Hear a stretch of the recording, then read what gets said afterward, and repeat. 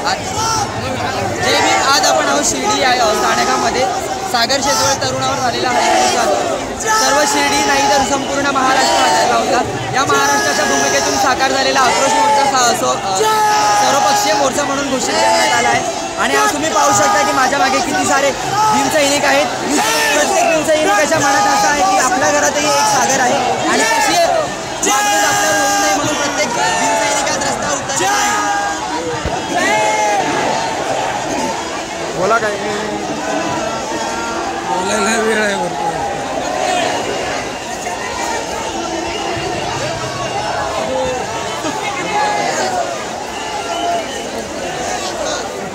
दुकानं बंद आहे.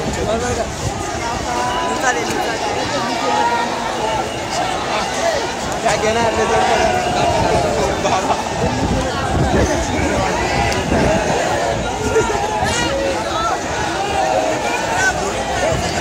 बंद करा बंद करा.